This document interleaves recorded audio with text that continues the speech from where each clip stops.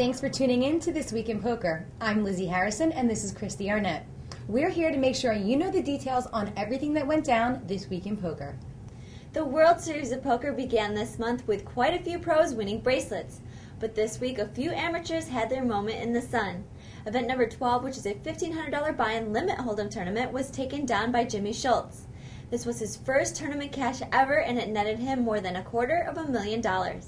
The World Championship 7-card stud event was also taken down by a player who had never before made the money in a major poker tournament.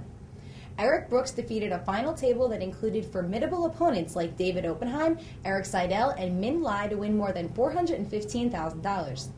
Even more noteworthy is the fact that Brooks donated it all to a charity called the Decision Education Foundation. There were a few pros that were able to dodge and weave their way through the massive fields at the Rio. Daniel Negreanu beat 479 players to win the $2,000 buy-in limit hold'em event. He was the only pro at the table, and he came through for the standing room only audience. Kid Poker earned more than $200,000 and, more importantly, his 4th World Series of Poker bracelet. Card Player's own Mike the Mouth Matusow also managed to nab his 3rd bracelet earlier this week. He won the No Limit Deuce to 7 draw event with Revise. The tournament had a total of 85 entrants at $5,000 a pop, and, with the Revise, the total prize pool was more than $1.7 million. Matusow defeated a final table that was chock full of the best players in the world. The lineup included recent bracelet winner Eric Lindgren, 2007 World Series of Poker Player of the Year Tom Schneider, and a former winner of this very event, Barry Greenstein. Matusow beat Jeffrey Losandro heads up to pocket the $537,000 first place prize. Check out the interview with Matusow after his win right here on Card Player TV. Eric Seidel solidified his lead in the Card Player Player of the Year race by making the final table of the World Championship 7-card stud event.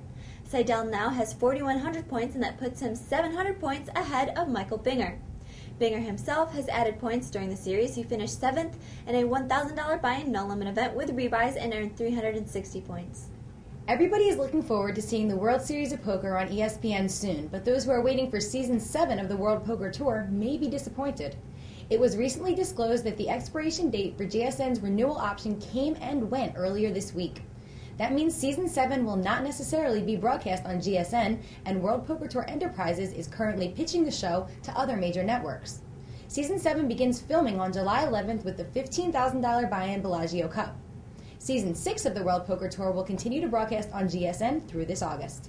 GSN may be veering away from poker shows, but if you watch this Sunday's lineup, you'd be hard-pressed to believe it.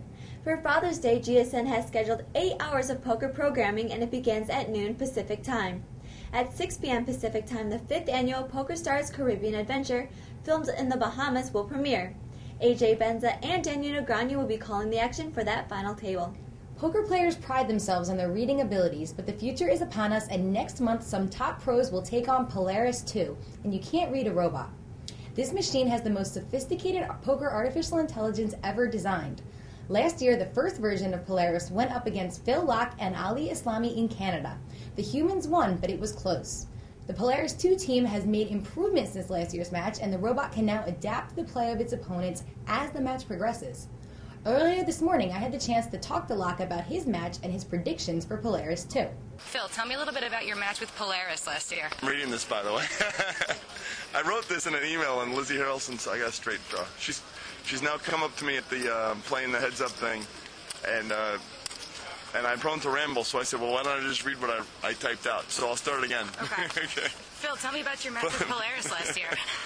I'm reading this from an email I sent, and it says, Polaris, the days of beating the computer and heads-up limit hold'em are drawing to a close. Ali and I only narrowly beat the thing. It's not a walk in the park. It's strong, and the Alberta guys behind it are very thorough. When they find a hole, they patch it up. They are good at finding holes. If there are still holes, I assure you they are few and far between. New paragraph. I am very much looking forward to seeing this next competition. Polaris will have strong opponents, but word on the street, campus really, is that Polaris is even stronger. I look forward to the day when these guys start working on No Limit Hold'em. Now that will be a blast. Good luck to the humans. They might need it. Phil Locke. All right. I also caught up with Polaris 2. I'll clash you. We'll let you know how Polaris 2 fares when the matches take place in early July. Gas prices don't seem like they'll ever go down, and one poker room has taken note of that. The Commerce Casino is now offering up gas cards worth $50 to their customers.